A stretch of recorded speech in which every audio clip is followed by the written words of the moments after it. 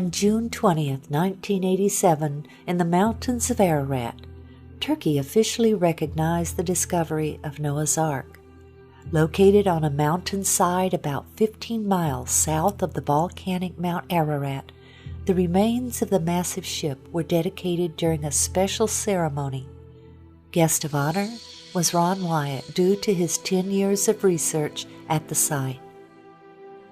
The story began in 1957 during the Cold War, when aerial photos taken of eastern Turkey while searching for Soviet missile bases revealed a strange boat-shaped formation in the mountains about 6,300 feet above sea level. Life magazine reported on the story after an expedition from the United States went to the site in 1960.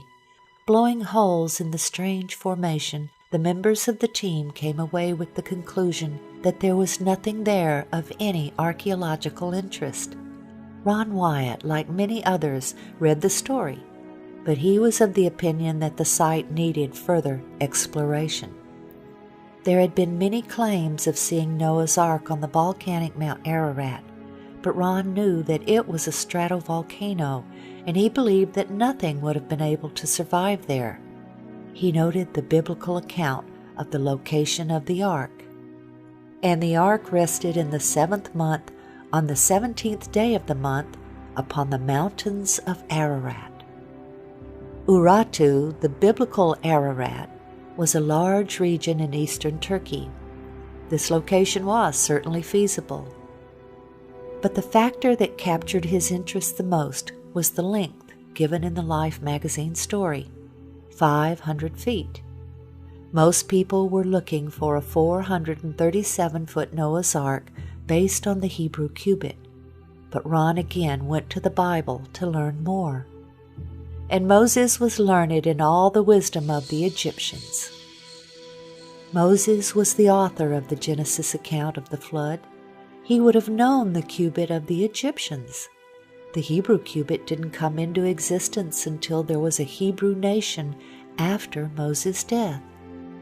The Encyclopedia Britannica stated, "The Egyptian cubit is generally recognized as having been the most ubiquitous or universal standard of linear measurement in the very ancient world.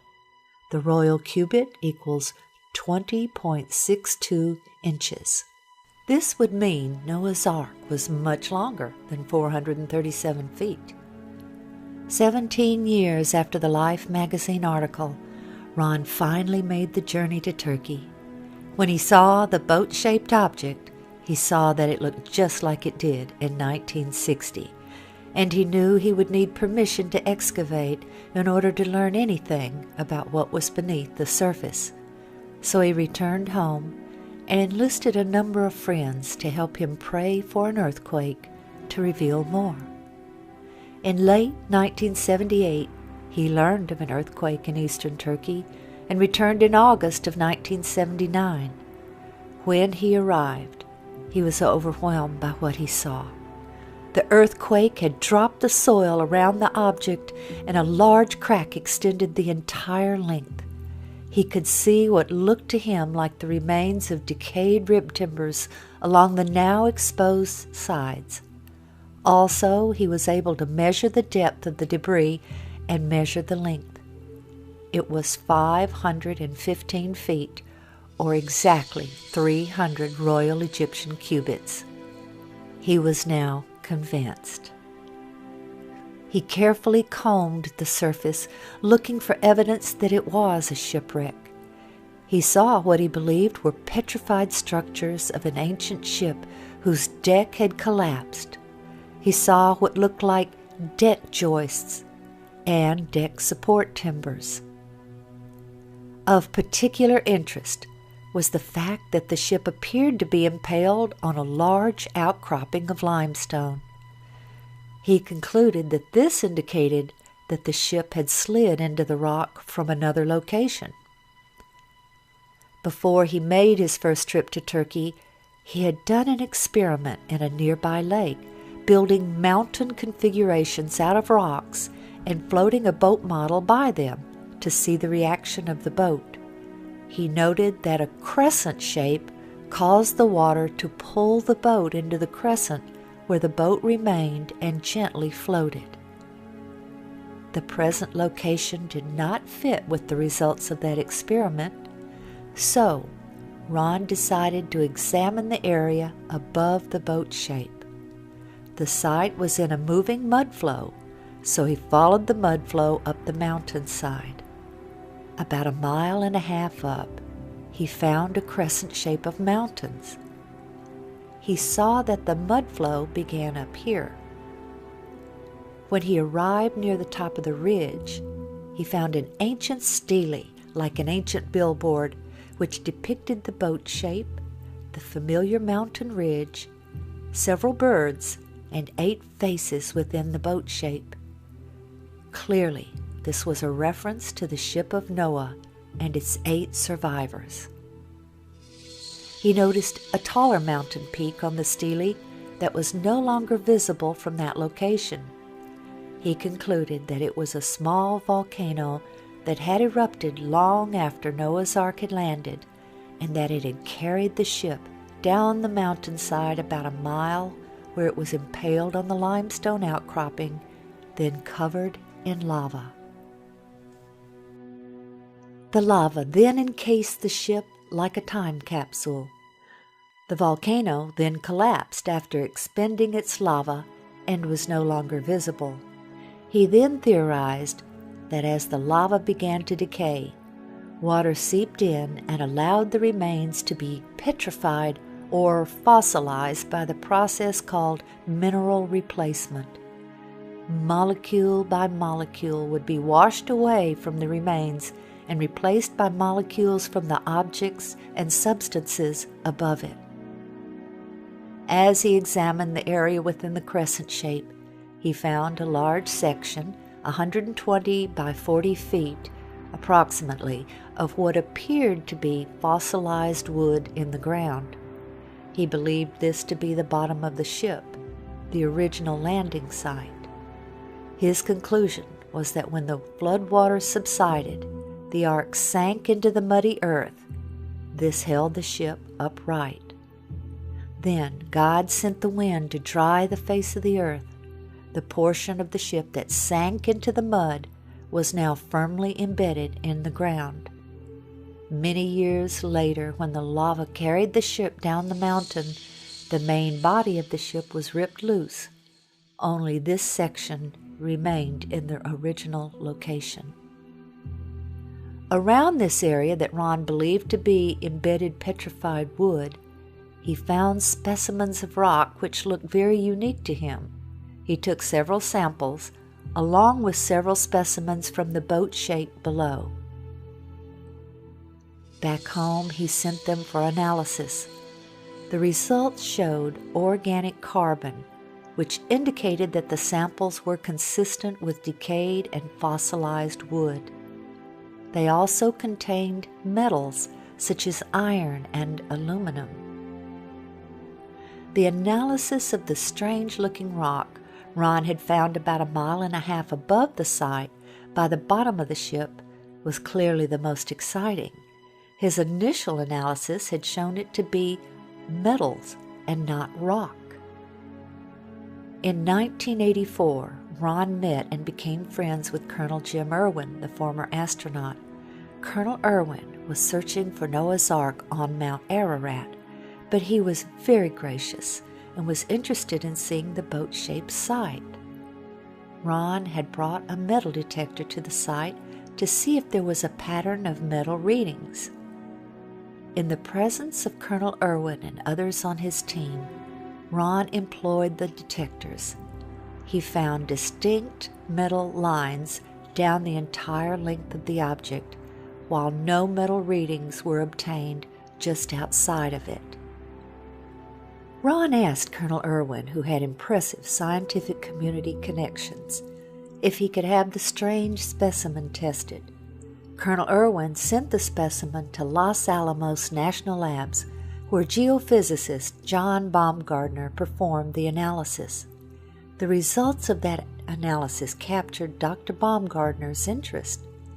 The specimen contained manganese, also titanium and aluminum, among others, and these were not in the form found in nature.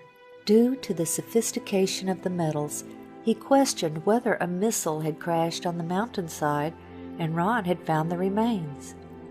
The exciting evidences of the metal lines and the analysis of the specimens brought two new researchers into the work, Dr. Baumgartner and David Fasselt, a marine salvage expert who knew all about ships and their construction.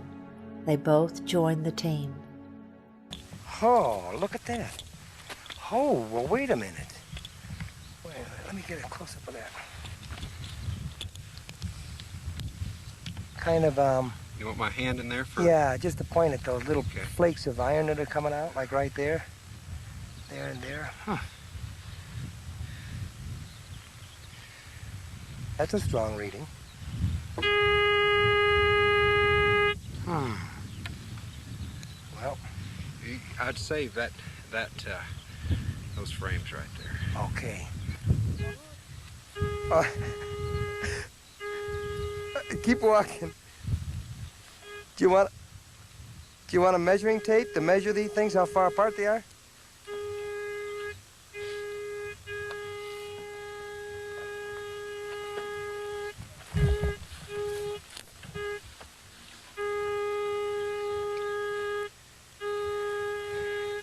John, as a scientist, might I take the liberty here to ask you, do you really honestly believe that you have been on the remains of Noah's Ark? I have no doubt in my mind. This has to be a man-made structure. It's full of metal. The metal has a regular pattern to it, and the size of the thing and the shape of the thing is such that it's almost certainly a large boat. Dr. Baumgartner and Ron scanned the entire site with 3 different types of metal detectors. Placing rocks at each metal reading, they then attached tapes to show the lines. This exciting evidence also attracted the interest of ABC's 2020. The boat-shaped site was first found and photographed by a Turkish army captain back in 1959. It was quickly explored and dismissed as a freak of nature. But Wyatt, an amateur archaeologist, rekindled interest in it a few years ago. He brought in Dave Fasselt, a marine salvage expert, to assess it. The Doomsday Mountain team brought in some high technology to explore the oldest legend of man. They began scanning their site with a molecular frequency generator. It's a device used by surgeons to pinpoint cancer tumors, and it's been used by Fasselt to locate underwater treasure. This time, the molecular frequency generator began to pick up a unique pattern of iron lines beneath the earth. Okay, bring that one up. They began placing ribbons along those lines. The finished shape, outlined by the ribbons, was that of a huge ship, the approximate length and width of Noah's Ark, as described in the Bible. The fascinating field of ribbons soon attracted higher academic interest. That looks like iron. Okay. Dr. John Baumgartner, a physicist with Los Alamos Laboratories, sent samples back to the lab for analysis and confirmed that the metal they were tracing with the ribbons was indeed iron. With the width and the length known, the only remaining question was depth. By locating the depth of the hull, they could determine if the boat-shaped object had the cargo capacity described in the biblical ark. To resolve this final issue, Wyatt and Fasselt brought geologist Tom Finner to Turkey with his company's heavy-duty subsurface radar equipment. Gear like this located the black box cockpit recorder on the floor of the frozen Potomac River after the Air Florida crash. It was here, several miles short of the boat-shaped site, that a waiting game began for Finner and the others. The party needed a final go-ahead from the Turkish government to complete their probe of Doomsday Mountain. The restrictions of martial law left the American explorers isolated from the outside world. Not even a telephone. Yeah. Anyway, we're going to hang in like smell on a skunk till there's nothing left to get this done. hanging like the smell in a skunk. The Turkish government stopped the exploration. What now? Since we were there, Barbara, things have cooled down, and they've sent their own team of scientists in to take a look at this site. It's a very fascinating location. While Turkish scientists and archaeologists did their own research, Ron and his associates continued their work. The next step was subsurface interface radar. There's the longitudinal bulkhead. You ought to see them popping out, Ron. Yeah, there they are. Here. There's Yeah. another one. There's the key line right there. Yeah.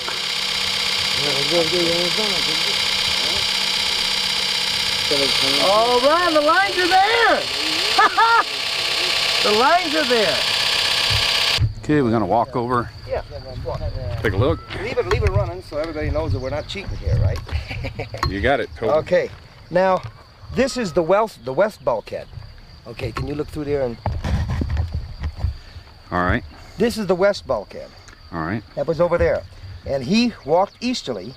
Here we start getting the longitudinal bulkheads. Here, here, here, here, here, here, here, here. Okay. Here. You see there how it shows up? All right.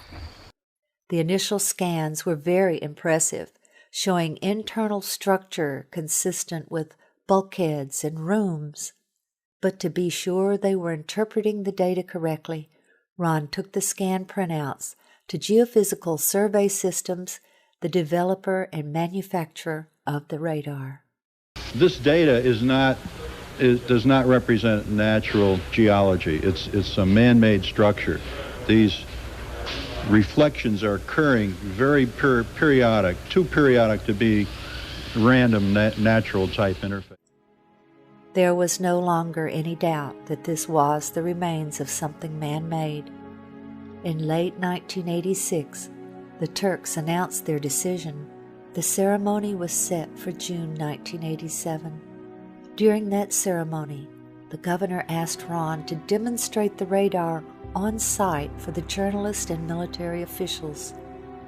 When Ron showed them a readout that he said looked like an intact timber, the governor then instructed a soldier to dig right there. What emerged was this petrified section of fossilized hand-wrought timber. Sectioning showed it to be laminated wood, 5 layers of timber glued together with pitch, clearly visible oozing from the end. This fossilized specimen shows that rivets were used in its construction. Their analysis showed that they contained iron, titanium, and aluminum, among other things, very sophisticated alloys that would be resistant to water.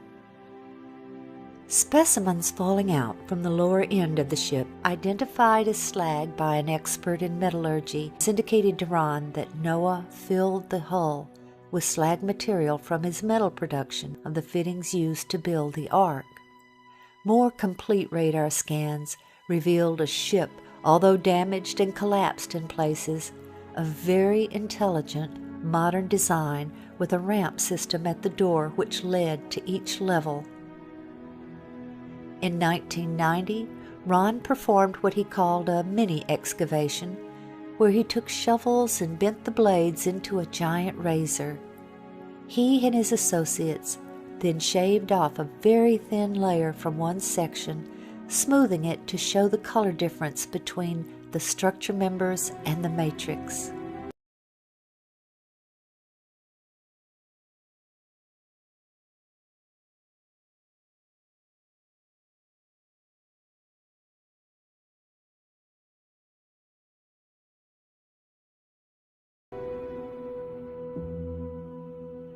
By faith, Noah, being divinely warned of things not yet seen, moved with godly fear, prepared an ark for the saving of his household, by which he condemned the world, and became heir of the righteousness which is according to faith.